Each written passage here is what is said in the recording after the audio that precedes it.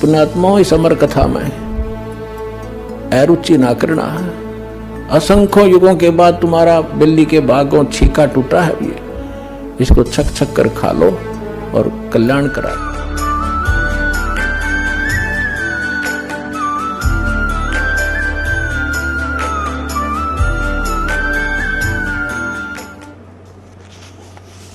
तो इस प्रकार जो शास्त्र गीता जी में जो ज्ञान है,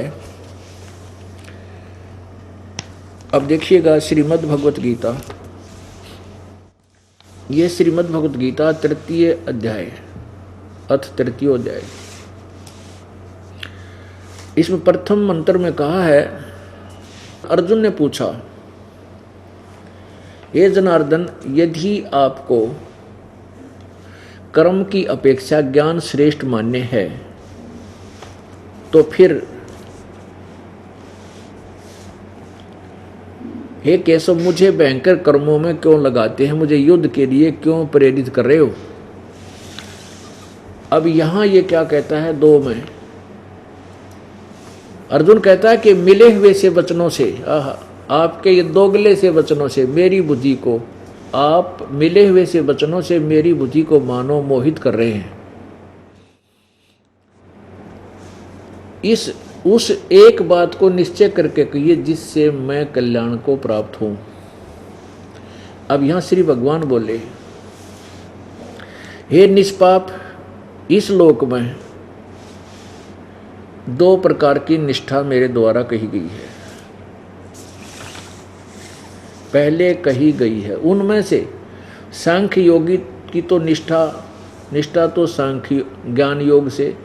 और योगियों की निष्ठा कर्म योग से होती है। आगे देखो, अब चौथे में कहा है कि मनुष्य न तो कर्म का प्रारंभ किए बिना निष्कर्मता को प्राप्त होता है, यानी योग निष्ठा को प्राप्त होता है, और न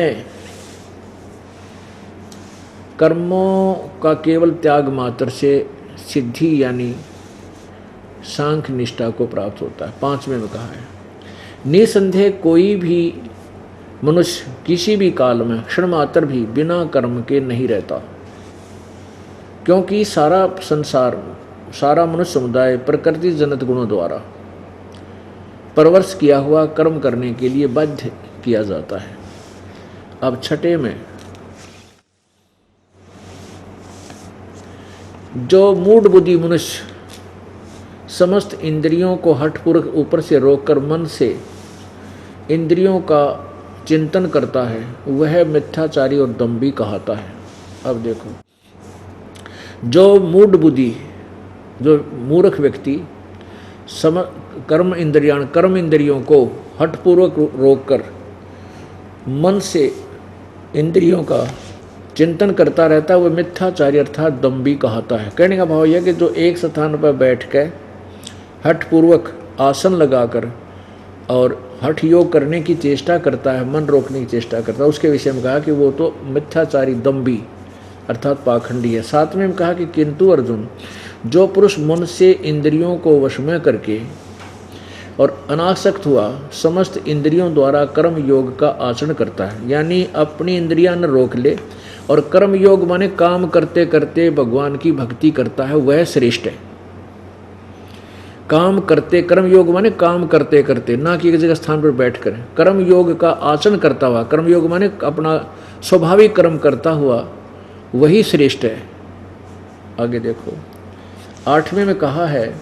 तू शास्त्र विहित कर्तव्य कर्म कर,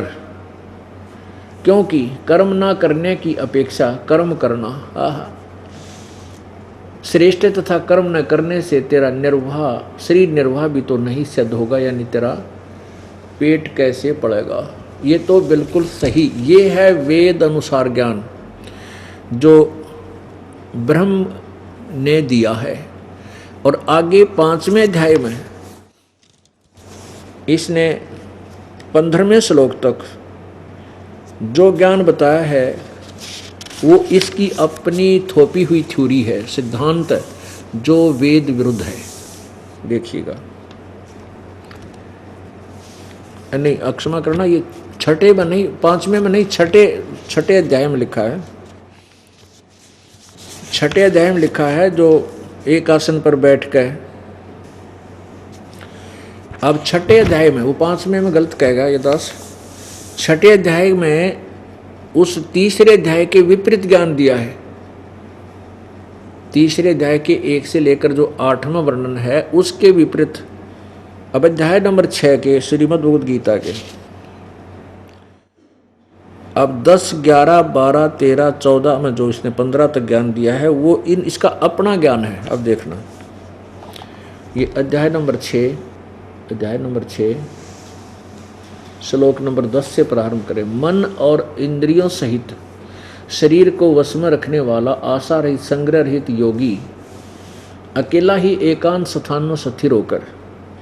आत्मा को निरंतर लगावे, परमात्मा में लगावे, और शुद्ध भूमि में जिसके ऊपर कर्म से कुशा मृगछाला और वस्त्र बिछे हैं, न बहुत ऊंचा और न बहुत नीचा, ऐसे अपने आसन को स्थिर करके उस आसन पर बैठकर चित्त और इंद्रियों की क्रियाओं को वश में रखते हुए मन को एकाग्र करके अंतःकरण की शुद्धि के लिए योग का अभ्यास करें। 13वें में कहा कि काया, सिर और गले को समान अचल धारण करके और शिथिर होकर अपनी नासाग्रे यानी नासिका के अग्रभाग पर,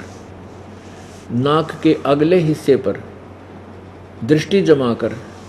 दिशाओं को न देखता हुआ ब्रह्मचारी के व्रत में स्थित भय रहित भली भांति शांत अंतःकरण वाला सावधान योगी मन को रोक कर मुझ में चित्त वाला मेरे प्राण होकर स्थित हुआ है। वश में किए हुए मन वाला योगी इस प्रकार आत्मा को निरंतर सदा निरंतर मुझ परमेश्वर स्वरूप लगाता हुआ मुझ में रहने वाली परमानंद की पराकाष्ठ निर्वाण परमाम शांति को प्राप्त होता है। अब यहाँ देखो, अब निर्वाण परमाम का अर्थ परमानंद की पराकाष्ठ रूप शांति को प्राप्त होता है। निर्वाण परमाम, इसका वास्तविक अर्थ तो ये समझना चाहिए कि ये शांति जो इस ब्रह्म की साधना से प्राप्त होती है, जो ब्रह्म की साधना से जो शांति, ये कह रहा है मेरी साधना ऐसे करे और उसे निर्वाण प्रमाम शांति को प्राप्त होता है। निर्वाण प्रमाम का अर्थ होता है, निर्वाण माने मृत्यु, मोक्ष यानी बिल्कुल समाप्त हो जाना, खत्म हो जाना। और अब यदि इस शांति को सर्वश्रेष्ठ माने तो ये गीता ज्ञानदाता 18वें अध्याय के 62वें श्लोक में कहता है कि अर्जुन, तू सर्वभाव से उस परमेश्वर की शरण में जा जिसकी कृपा से तू परम शांति और शाश्वत स्थान अर्थात शाश्वतम स्थानम यानी सदा रहने वाले सनातन परम धाम अर्थात सत्यलोक को प्राप्त होगा। तो इससे सिद्ध है कि ये जो दो तरह का ज्ञान है, ये काल ने अपने अटकल लगाई है अपने तक सीमित रखने के लिए, और उस परमात्मा की शरण में जाने के लिए छोड़ दिया चौथे अध्याय के 34वें श्लोक में कि उन तत्वदर्शी संतों से उस तत्व ज्ञान को प्राप्त कर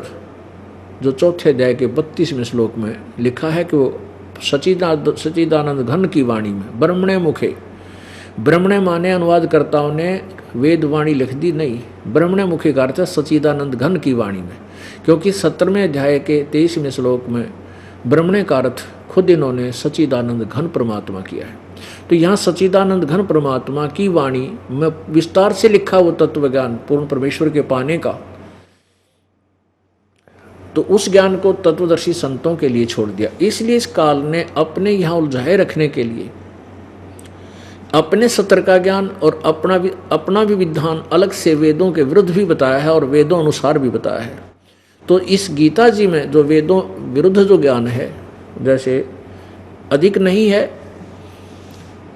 जो युद्ध कराने के लिए और काल को यहाँ अर्जुन को यहाँ भ्रमित रखने के लिए इसने कुछ एक ज्ञान ऐसा दे दिया जो अभी तक सुलझ नहीं रहा था, अब इस दास पे कृपा की परमात्मा ने, अब ये ज्ञान बिल्कुल क्लियर हो जाएगा, स्पष्ट हो जाएगा और कोई भ्रमना, कोई इसमें संदेह नहीं रहेगा। तो कहने का भाव ये है कि अब ये समझना हमने, अब देखिएगा 16वें श्लोक में फिर स्पष्ट करता है ये काल कि अब फिर कहता है कि न तो एकांत स्थान पर बैठने से योग पूर्ण हो सकता, और खुद कह भी रहा है कि एकांत स्थान पर बैठो। अब देखो इसी के छठे के 16वें में देखो, अध्याय नंबर 6 के श्लोक 16 में, अब 15 हमने पढ़ लिया। अब कहता मुझ में रहने वाली या मेरे तक रहने वाली ही शांति प्राप्त होती। काल तक रह गया तो शांति नाम की चीज ही नहीं है, जन्म मृत्यु कर्म दंड ज्यों का त्यों रह जाता। अब 16वें में कहा है कि अर्जुन यह योग न तो बहुत खाने वाले का और न बिल्कुल न खाने वाले का, यानी न तो, अब यह एकांतम है ना, ये देखो, न अति अंश असनत तु योग अस्ति च न एकांतम अन अनसत न अनसत, यानी अर्च एकांतम। अब एकांतम का अर्थ इन्होंने इकट्ठा कर दिया, बिल्कुल कर दिया। अब एकांतम माने एकांत स्थान पर भी बैठने वाले का योग पूर्ण नहीं होता, न घना खाने वाले का और न बिल्कुल न खाने वाले का, न तो अधिक खाने वाले का या बिल्कुल न खाने वाले का, और न एकांत स्थान पर बैठने वाले का, और न ज़्यादा सोने और आलसी का सोने वाले का, और न अधिक जागने वाले का ये योग सफल होता है। अब यहाँ अपने आप कह रहा है कि ना तो अधिक खाने वाले का, ना बिल्कुल ना खाना यानी व्रत रखने वाले का, एकांतम मन एक स्थान पर बैठकर साधना करने वाले का, ना घना जागने वाले का, ना ज़्यादा सोने वाले का, ये योग सफल नहीं होता। तो परमात्मा अपने सब वेद में कहते हैं, प्रथम अंजल संयम राखे, योग युगत सब सतगुरु भाखे। प्रथम खाने पर संयम करे, अंजल पर संयम यानी तो अधिक नहीं खावे, थोड़ा खावे, व्रत नहीं रखने को कहा, कम खावे, इतना नहीं खावे दड़ी पक्का खा ले फिर अंगड़ाई टूट आलस आ जा, पड़ के सो जा, जमाई आवे, और इतना भी कम नहीं खावे कि आदमी कति कमर टेढ़ी हो जाए, फिर भूख लागे, कतर कतर कल जा करें जा, ध्यान भूख पर रहे, भक्ति कैसे होगी उसकी। अंजल संयम रखे, यानी संयम रखे अपना भोजन के ऊपर, अल्पाहार करे, इतना कम भी नहीं करे कि बिल्कुल आत्मसज्जा, और ज़्यादा भी नहीं करे कि आलस और जमाई दुखी करे, संयम से खावे। और फिर नाम उठत नाम बैठत नाम सोवत जागवे, नाम खाते नाम पीते नाम सेती लागवे। नाम उठत नाम बैठत, सुता उठे आँख खुल जा, परमात्मा का मंत्र करे, 2-4 जिसे भी समय मिले, और फिर चलते चलते भगवान ने याद करे, खाना खान लगे तो मालिक की आरती, अन्न देव की आरती करे, और जब तक रोटी परोसे इतने 5-4 मंत्रा का जोटा मार दे। नाम उठत नाम बैठत नाम सोवत जागवे, सोने से पहले प्रभु को याद करके 10-20 मंत्र जिसे बने श्वास के सेवन करता करता सो जा। तो ऐसे हमने अपने अभ्यास को करना है। फिर स्वप्न में भी सांस सुमन चल पड़ेगा, स्वप्न में भी आपका सिमरण शुरू हो जाएगा श्वास का, या मंत्र बोलता रहेगा, तो वो भी आपके अकाउंट में लिखे जाएंगे। ऐसे हम भक्ति के धनी होकर के फिर परमात्मा प्राप्ति करेंगे।